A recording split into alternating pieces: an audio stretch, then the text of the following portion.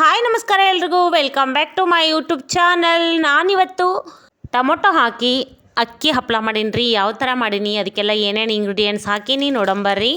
ಮೊದಲು ನಾನು ಅಕ್ಕಿ ತೊಗೊಂಡು ತೊಳ್ಕೊಂಡಿನಿ ನೋಡ್ರಿ. ಈ ಥರ ಕ್ಲೀನಾಗಿ ತೊಳ್ಕೊಬೇಕ್ರಿ. 2-3 ಸಲ ನೀರು ಚೇಂಜ್ ಮಾಡಿ ತೊಳ್ಕೊಬೇಕು ನೋಡ್ರಿ. ನಾನಿಲ್ಲಿ ಅಕ್ಕಿ ತೊಳೆಯೋಕ್ಕೂ ಮುಂಚೆನೇ ನೀರು ಕುದಿಯೋಕೆ ಇಟ್ಟಿದ್ದೆ ರೀ ಒಲೆ ಮೇಲೆ. ಅದಕ್ಕೆ ರುಚಿಗೆ ತಕ್ಕಷ್ಟು ಉಪ್ಪು ಹಾಕೋಬೇಕು ನೋಡ್ರಿ. ಈಗ ಈ ನೀರು ಕುದ್ದವು ನೋಡ್ರಿ. ಇದಕ್ಕೇನೆ ಮೊದಲೇ ತೊಳೆದಿಟ್ಕೊಂಡಿರೋ ಅಕ್ಕಿನ ಹಾಕೋಬೇಕ್ರಿ. ಅನ್ನ ಮಾಡ್ತೀವಲ್ರಿ, ಸೇಮ್ ಅದೇ ಥರನೇ ಕುದಿಸ್ಕೋಬೇಕು. ಸ್ವಲ್ಪ ಮೆತ್ತಗಾಗಿರಬೇಕು. ಸ್ವಲ್ಪ ನೀರು ಜಾಸ್ತಿ ಇಟ್ಕೊಂಡು ಅಕ್ಕಿ ಕಡಿಮೆ ಹಾಕಿದ್ರೆ ಈ ಥರ ಆಗ್ತದೆ ನೋಡ್ರಿ. ಅನ್ನ ಕುದ್ದು ನೋಡ್ಬೋದು. ಈ ಥರ ಸ್ವಲ್ಪ ಸ್ಪೂನ್ ಸಹಾಯದಿಂದ ತಿರುವಾಡಿದ್ರೆ ತುಂಬಾ ಸ್ಮೂತಾಗಿ ಆಗ್ತದ್ರಿ ರೇಷನ್ ಅಕ್ಕಿ ಅನ್ನ. ಇದರಿಂದ ಹಪ್ಪಳ ಮಾಡ್ಕೋಬೋದು. ಬೆಳಗ್ಗೆನೇ ಅನ್ನ ಮಾಡ್ತಾಯಿದ್ದೀನಿ. ನೀವೇನಾದರೂ ಜಾಸ್ತಿ ಹಪ್ಪಳ ಮಾಡಬೇಕು ಅಂದರೆ ರಾತ್ರಿಯೇ ಈ ಥರ ಅನ್ನನ ಕುದಿಸ್ಕೊಂಡು ಬಿಡ್ಬೇಕ್ರಿ. ಬೆಳಗ್ಗೆವರೆಗೂ ಬಿಸಿ ಎಲ್ಲ ಆರಿರ್ತದ್ರಿ. ಅದಕ್ಕೋಸ್ಕರ ನಾನಿಲ್ಲಿ ಸ್ವಲ್ಪ ಪ್ರಮಾಣದಲ್ಲಿ ಮಾಡ್ತಾ ಇರೋದ್ರಿಂದ ಬೆಳಗ್ಗೆ ಬಿಸಿ ಎಲ್ಲ ಆರುತ್ತೆ ಅಂತ ಬೆಳಗ್ಗೆನೇ ಮಾಡ್ಕೊಂಡಿದ್ದೀನಿ.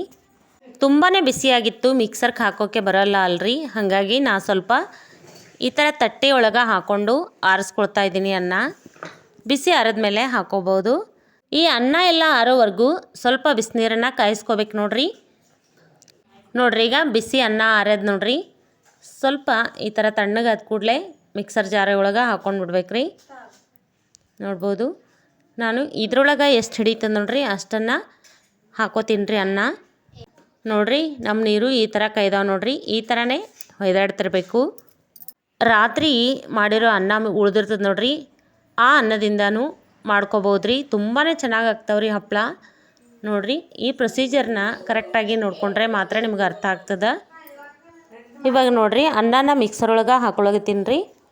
ಸ್ವಲ್ಪ ಹೊತ್ತು ನೀರು ಹಾಕದೆ ಮಿಕ್ಸಿಗೆ ಹಾಕೋಬೇಕ್ರಿ. ಈ ಥರ ಆಗ್ಯದ ನೋಡ್ರಿ. ಈ ಹಂತದೊಳಗೆ ನೀರು ಹಾಕೋಬೇಕ್ರಿ, ಬಿಸಿ ನೀರು. ಯಾವುದೇ ಕಾರಣಕ್ಕೂ ತಣ್ಣೀರನ್ನು ಹಾಕೋಬೇಡ್ರಿ. ಈ ಥರ ಮಾಡಿಕೊಂಡು ಮೇಲ್ಗಡೆನ ಮುಚ್ಕೊಂಡು ಮಿಕ್ಸಿಗೆ ಹಾಕೋಬೇಕು ನೋಡ್ರಿ.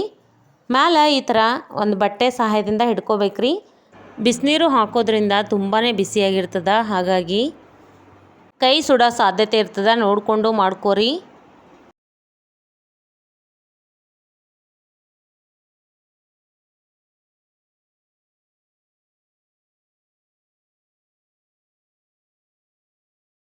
ಹಿಟ್ಟು ಈ ಥರ ಇರ್ಬೇಕು ನೋಡ್ರಿ, ನೋಡಿಕೊಂಡು ಮಾಡ್ಕೋರಿ. ತುಂಬ ತಿಳಿ ಮಾಡಬಾರ್ದು. ನೋಡ್ಬೋದು, ಈ ಥರ ಹಿಟ್ಟು ರೆಡಿಯಾಗ್ಯದ ನೋಡ್ರಿ. ಇದನ್ನು ಹಪ್ಪಳ ಹಾಕ್ಬೋದು, ತುಂಬಾ ಚೆನ್ನಾಗಾಗ್ತದೆ. ಎಲ್ಲ ಅನ್ನನೂ ಕೂಡ ಇದೇ ಥರನೇ ನಾನು ಮಿಕ್ಸಿಗೆ ಹಾಕೋತೀನಿ ನೋಡ್ರಿ. ನೋಡ್ಬೋದು, ಎಲ್ಲ ಹಿಟ್ಟು ಇವಾಗ ಹಾಕೋದಾಗ್ಯದ್ರಿ. ಈಗ ಇದಕ್ಕೆ ಟೊಮೊಟೊನ ಯಾವ ಥರ ಹಾಕಬೇಕು ಅನ್ನೋದನ್ನು ನೋಡಂಬರ್ರಿ.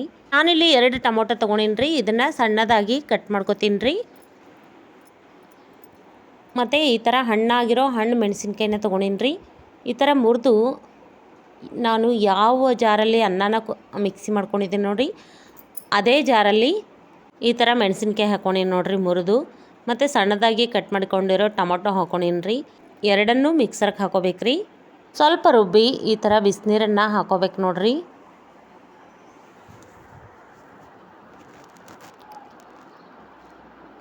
ಸಣ್ಣದಾಗಿ ಹಾಕೋಬೇಕ್ರಿ, ಎಲ್ಲನೂ ಪೇಸ್ಟಾಗಿ ಆಗೋ ಆ ಥರ ನೋಡ್ರಿ. ಈ ಥರ ಪೇಸ್ಟ್ ಆಗಬೇಕು.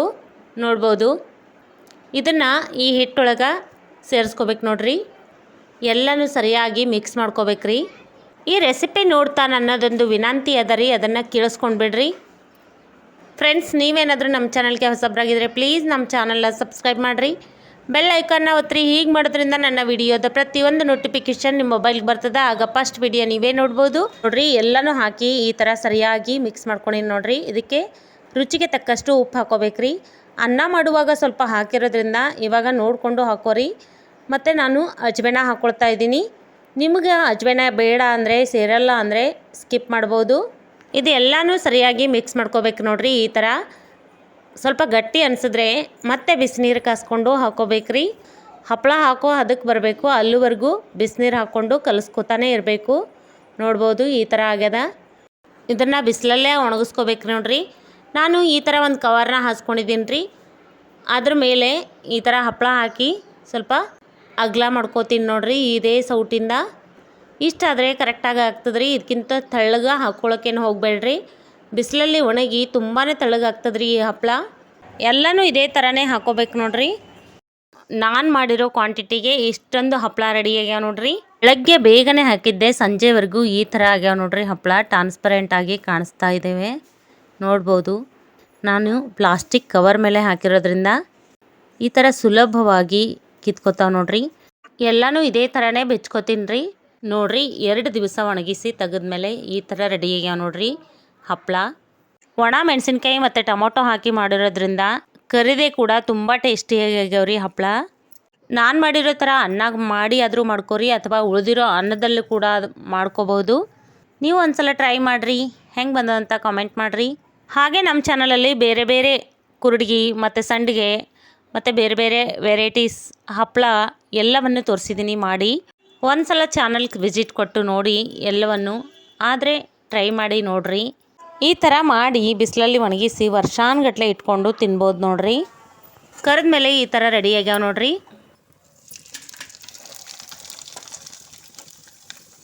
ಈ ಹಪ್ಪಳ ತುಂಬಾ ಟೇಸ್ಟಿಯಾಗಿ ಆಗ್ತಾವ್ರಿ. ಐ ಹೋಪ್ ಈ ವಿಡಿಯೋ ನಿಮಗೆ ಇಷ್ಟ ಆಗ್ಯದ ಅನ್ಕೋತೀನಿ. ಇಷ್ಟ ಆದರೆ ಒಂದು ಲೈಕ್ ಮಾಡಿರಿ.